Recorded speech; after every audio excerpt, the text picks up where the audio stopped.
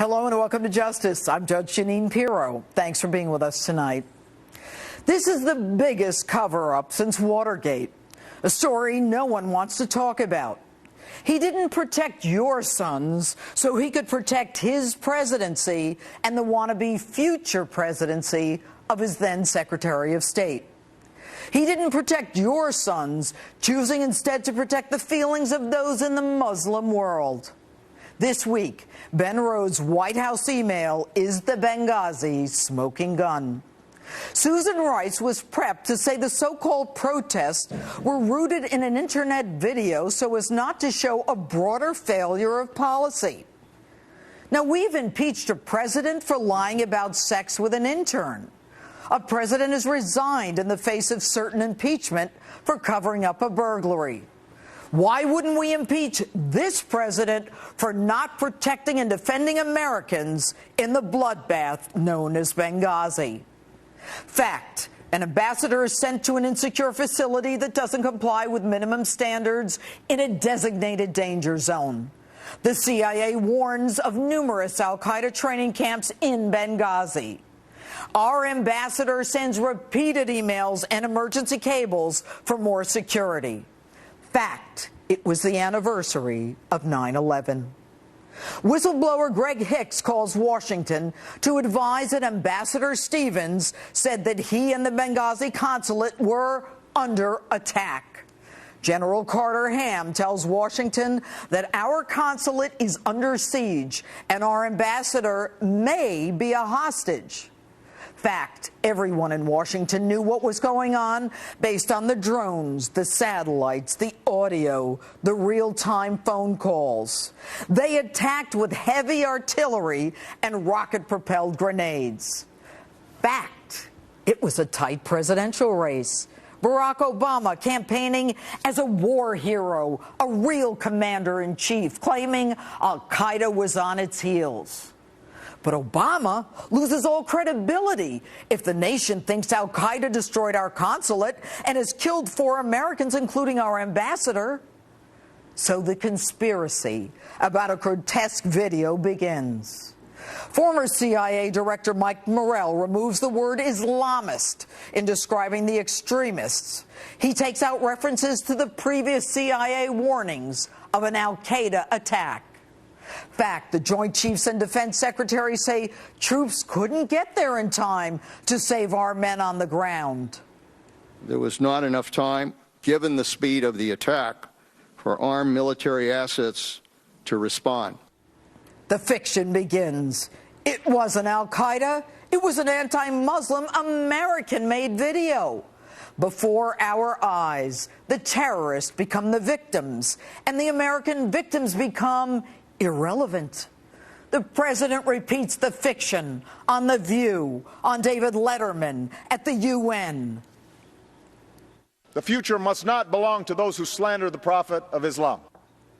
You even take an ad out to apologize to the Muslim world.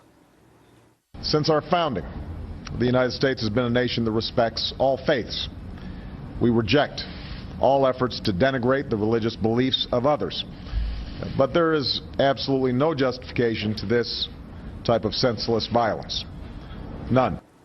In fact, to add insult to injury, you condemn anyone who says something negative about Islam.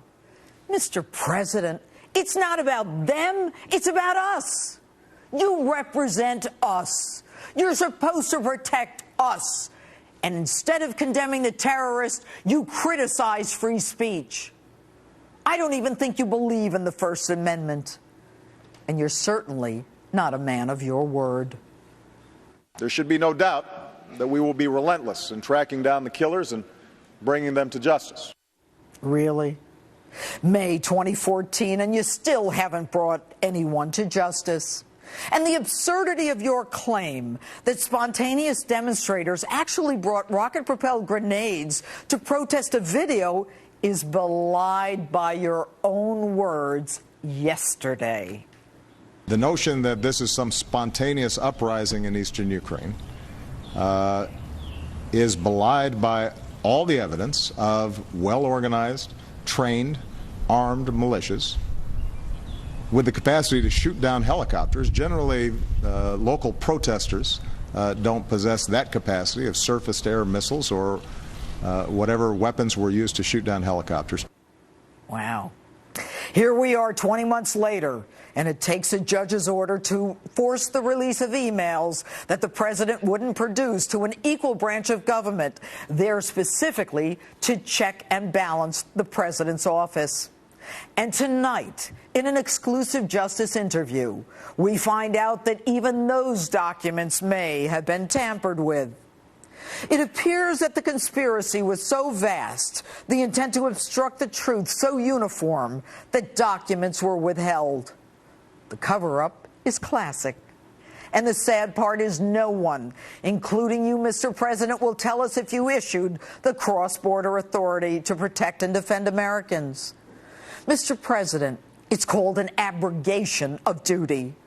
You have not taken your oath to honestly and faithfully execute the duties of your office. As Commander-in-Chief, you have not protected us. This dereliction of duty as Commander-in-Chief demands your impeachment. Your cover-up was for political advantage. The promotion thereafter of virtually everyone involved in your conspiracy, and the stonewalling of Congress, the denying of access to key witnesses, all add up to a classic cover-up. And what's that? You were elected? There is no contract with someone who thinks that the American people are nothing more than pawns in an all-consuming power play to change who we are as a nation. You swore to protect and defend the American people, but instead you left Americans to die, not lifting a finger to help them. Mr. President, none of us want to believe that our president would let Americans die, but the arrogance, the failure to act, the lies, the cover-up make it clear that you, Mr. President, have defrauded the American people. You, Mr. President, have violated your constitutional oath. You have not faithfully executed your duties in the office of the president. And that's my open. With me now, former U.S. Ambassador to the UN and Fox News contributor John Bolton. Good evening, Ambassador. Glad to be with you, Judge. All right. What does the latest information that we just found out on the Ben Rhodes email tell you? Well, I think there can't be any doubt at all now that we've got an administration that's absolutely consumed with the potentially devastating political effect on the president's re-election campaign of this attack in Benghazi. It belies their whole narrative that the president himself had just said a few days before that Osama bin Laden is dead, General Motors is alive, the war on al-Qaeda is almost over. Everything, all the tragic events of that evening of September the 11th undercut that. And so the combination of ideology and political reality drive to this cover-up. And there can't be any argument anymore that's what it is. That's why we need more information. We've got a lot that's come out because of this FOIA request. There's a lot more there. There's no doubt about it. Well, what should happen? I mean, you know, now that we have this email that, by the way, should have been handed over to the Congressional Oversight and Reform Committee and wasn't. They stonewalled just as they did in Fast and Furious. But now that Judicial Watch, and we're going to speak to someone from Judicial Watch, has gotten that email, we expect that many more will be coming. What happens for not handing out this information? Is there a sanction, or do we just say, oh, that's the way it's done? Well, I think it's going to be hard to impose penalties on the people who did it. I think really now the way ahead lies in the House Select Committee that Speaker Boehner has announced he will appoint.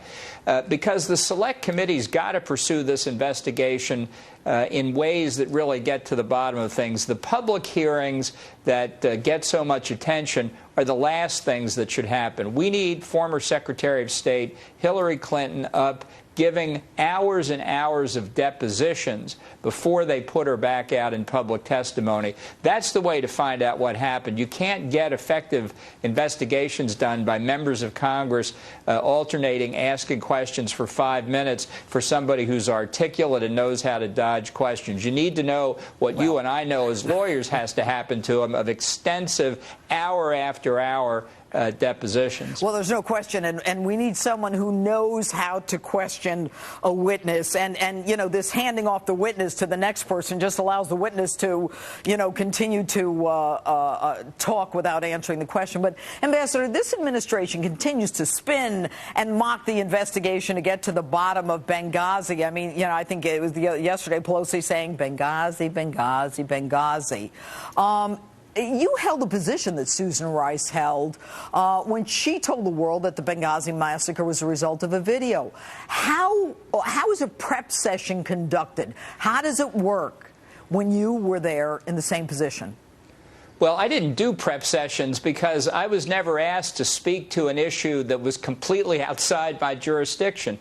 Look, being UN ambassador is a fine job. Susan Rice had absolutely nothing to do with Benghazi, and I think she was selected to go on the 5 Sunday talk shows because, by definition, she couldn't make a mistake. Since she didn't know anything, she couldn't reveal anything that she shouldn't have. And this really poses, I think, a critical point. Where was Secretary of State Hillary Clinton on those 5 talk shows? This was her post that was attacked, her people who were killed. She was out there issuing a press release while the attack was going on, blaming it on the video. She was there at Andrews Air Force Base when the remains were brought back, blaming it on the video. And yet 2 days later, she can't go on the Sunday talk shows. There's a story there, and I think it could reveal a lot about what was going on inside the administration. And, you know, the Accountability Review Board that she says was going to investigate what happened in Benghazi, that never even questioned her, made up of her husband's, several of their friends,